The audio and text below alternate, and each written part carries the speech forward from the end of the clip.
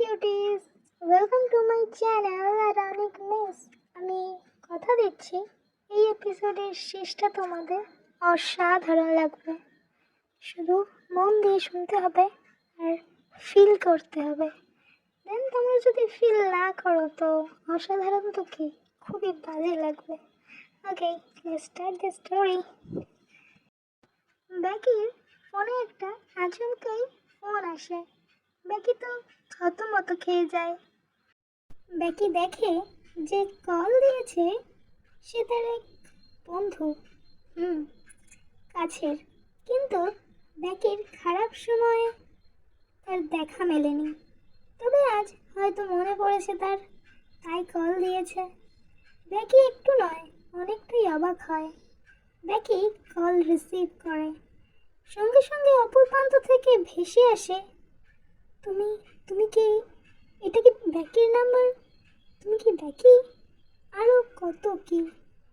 তার কণ্ঠ শুনে মনে হচ্ছে সে অনেক ঘাবড়ে আছে। বেকি ইচ্ছে করেই বলে, হ্যালো, কে? অপর প্রান্ত থেকে বলে, আমি আমি তো সেই বন্ধু তোর। বেকি বলে, কাইন্ডলি আপনি যদি বলেন আপনি কে, তাহলে আমার বুঝতে সুবিধা হয়। তো অপর প্রান্ত থেকে বলে, আমি মার্ক বলছি। বেকি বলে, ও আপনি, হ্যাঁ বলুন, কি বলবেন? মার্ক খুব কান্না করে এবং দুঃখের সাথে তার জীবনের সম্পর্কে বেকিকে জানায়। বাট বেকি তো চুপচাপ শুনছিল। মার্ক বেকিকে বলে, শোনো, আমি আমার ভুল বুঝতে পেরেছি, তুমি কি আবার আমার হবে? বেকি স্মাইল করে আর বলে, বাহ, আপনার তো আমার কথা 6 বছর পরে মনে পড়লো। তখন আমি হয়তো স্কুলে পড়তাম, তাহলে কি ভালোবাসার নামে আমাকে ঠকাতেই হতো? আমি শুধুমাত্র আপনার জন্য আমার জীবনের সবচেয়ে বড় ভুল সিদ্ধান্তটা নিয়েছিলাম, যা আমায় আজও কষ্ট দেয়। জানি না সে কী ভুল করেছিল, কিন্তু আমি শুধুমাত্র আপনাকে বিশ্বাস করে তাকে দূরে করে দিয়েছিলাম। আচ্ছা, বেকি এখানে কার কথা বলছে? তোমরা কি ধারণা করতে পারছো? চলো দেখি কার কথা সে ভাবছে। তারপর বেকি বলে যে, যাই হোক, আমি জানতাম আপনি আমায় ফোন করবেন, আমি জানতাম আপনি আপনার ভুলটা বুঝতে পারবেন, তাই তো এতদিন আমি আপনার নাম্বারটা ব্লক করিনি। তবে আজ মার্ক নামক চ্যাপ্টারটা আমার লাইফ থেকে আমি সম্পূর্ণ বর্জন করে দেব। মার্ক আর কিচ্ছু বলে না, শুধু বলে, আমি চাই তুমি ভালো থেকো, আর আমার থেকেও ভালো কাউকে নিজের জীবনে আসার অনুমতি দিও, আর ভালো থেকো। বেকিও বলে, হ্যাঁ, আপনিও ভালো থাকবেন। আচ্ছা, বেকি মার্কের জন্য কি বড় ভুল সিদ্ধান্ত নিয়েছিল নিজের জীবনে? খুব ভাবাচ্ছে এটা আমাকে। আচ্ছা চলো দেখি কি হয় আগে। তো এই বেকি আর মার্কের চ্যাপ্টারটা আপাতত এখানেই শেষ। এদিকে ফ্লিন, যে কিনা এখনো ছাদে নিচে বসে আছে, গিটারটাকে বুকে জড়িয়ে ধরে। কখন যে তার চোখটা লেগে গেছে তার মনে নেই। হঠাৎ একটা দমকা হাওয়া, আর তারপর ফ্লিনের কেশগুলো এলোমেলো হয়ে যাওয়া। উফ, অসাধারণ এক মনোরম দৃশ্য।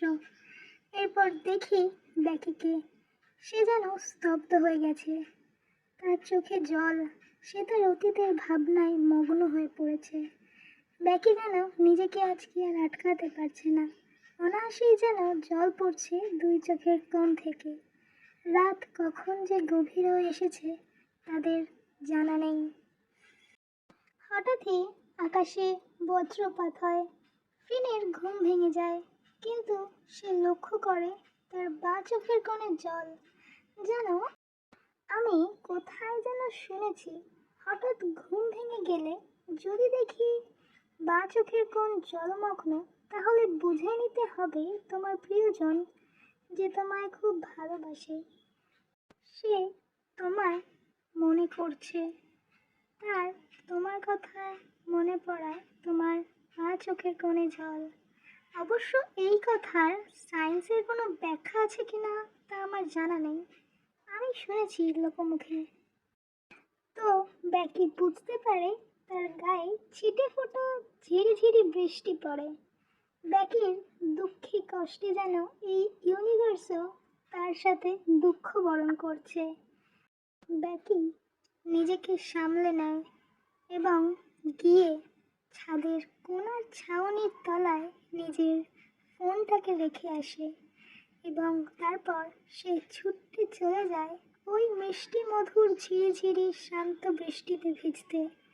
ব্যাকি দৌড়ে আসে এবং আকাশের দিকে মুখ করে দাঁড়িয়ে তার দুই হাত দুই দিকে লম্বা করে মেলে ধরে এবং চোখ বন্ধ করে আকাশের দিকে মুখ করে দাঁড়িয়ে থাকে এবং সেই শান্ত মধুর বৃষ্টি অনুভব করে।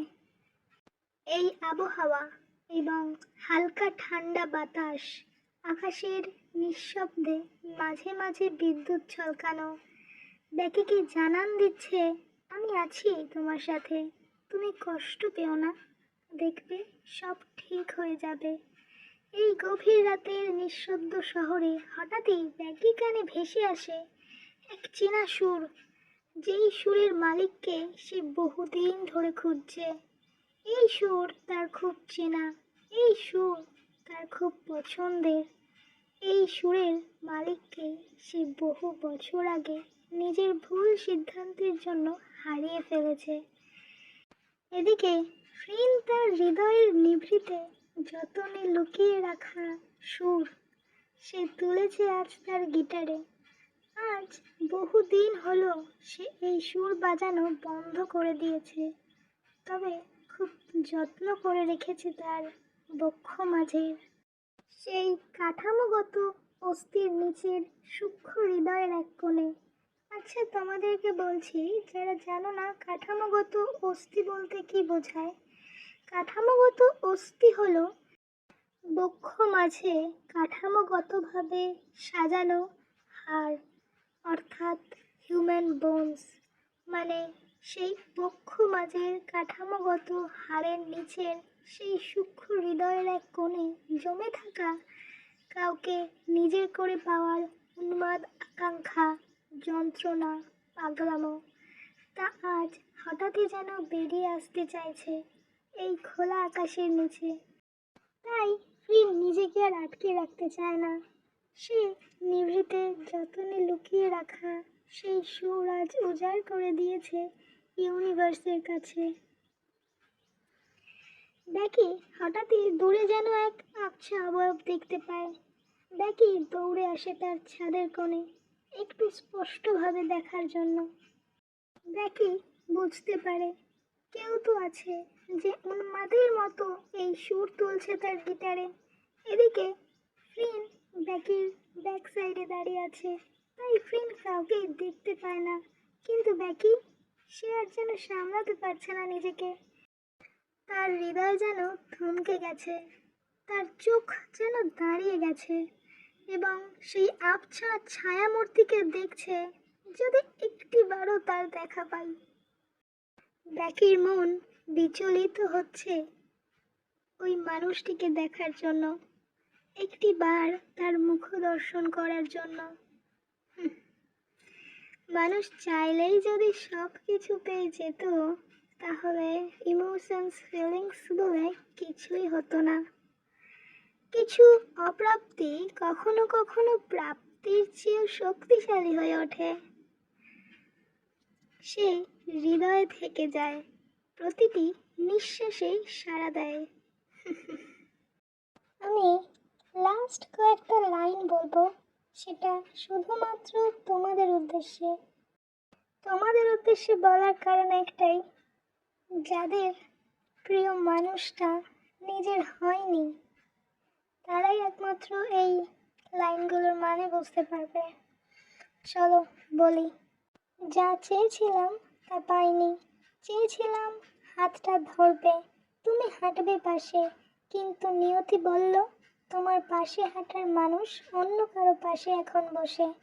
অপ্রাপ্তির গল্পগুলো তাই চুপচাপ হেঁটে চলে, হৃদয়ের গৃহিণী শব্দহীন ব্যথা ফেলে।